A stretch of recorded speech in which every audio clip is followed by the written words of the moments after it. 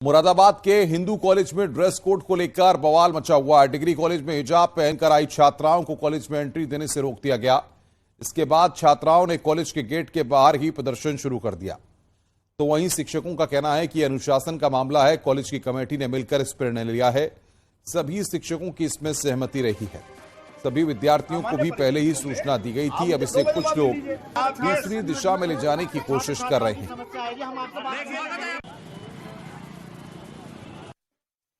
अच्छा लग रहा है, इक्वालिटी फील हो रही है। मतलब ऐसे फील नहीं हो रहा कि अनइक्वालिटी है यहाँ पर। सब अमीर गरीब सब एक से लग रहे हैं, कोई रिलीजन का भी डिफरेंशिएशन नहीं लग रहा है यहाँ पर।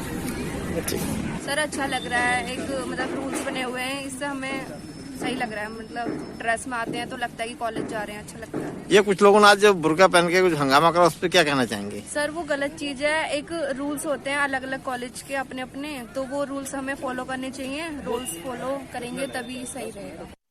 एडमिशन के दरमियान ही कि भाई आप अब महाविद्यालय में यूनिफॉर्म कोड लागू हो चुका है। एक वांछित एक मानक उसका निर्धारित किया गया है, उस मानक के अनुरूप ही आपको महाविद्यालय में प्रवेश मिलेगा। 4 महीने से हमने सूचना के संचार के माध्यम से, समाचार पत्रों के माध्यम से और विभिन्न सूचनाओं के माध्यम से छात्र छात्राओं को प्रेरित किया कि वो अब यूनिफॉर्म में प्रवेश करें। जनवरी के माह के आरंभ होने देते ही हमने जो यूनिफॉर्म में नहीं थे उनको 1 बजे तक रोका। भाई छात्राओं को कोई वांछित काम भी हो सकता है, आवश्यक कार्य भी हो सकता है, तो 1-1:30 बजे के बाद धीरे धीरे करके वो हमने समय सीमा 1:30 बजे और 2 बजे निर्धारित की है कि अगर नहीं है तो वो 2 बजे बाद अपना कार्य कर सकते हैं, लेकिन वो यूनिफॉर्म में आए।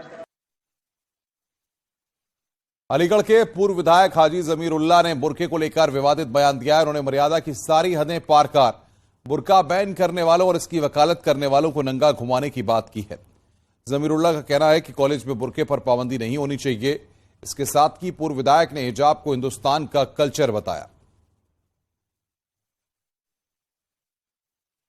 अगर लड़कियां बुर्का पहन के जाना चाहती हैं जाएं, बुर्के पे कोई पाबंदी नहीं होनी चाहिए। और जो पाबंदी लगाए पहले उसको नंगा करके घुमाओ।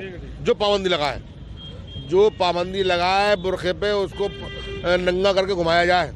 क्या हमारे हिंदुस्तान का कल्चर है हिजाब। हमारे यहाँ बहन बेटियाँ अपनी आवाज़ भी नहीं सुनाई देती, वो तो इतना तक घूंघट लगा के गाँव में आज भी जाइए तो घूंघट होता है इतना बड़ा। क्या उनको लागू है कॉलेज में? ये सब बकवास बात है।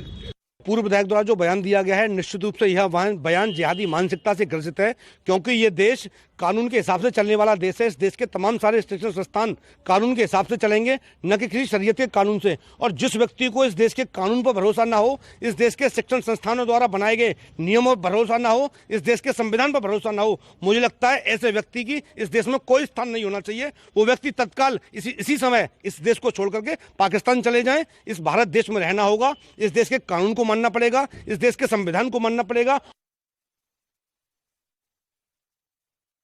और इस बीच समाजवादी पार्टी के पूर्व विधायक हाजी जमीर उल्लाह के विवादित बयान पर बीजेपी के नेता अमित गोस्वामी ने पलटवार करते हुए हाजी जमीर उल्लाह को जिहादी मानसिकता की सोच वाला व्यक्ति बताया।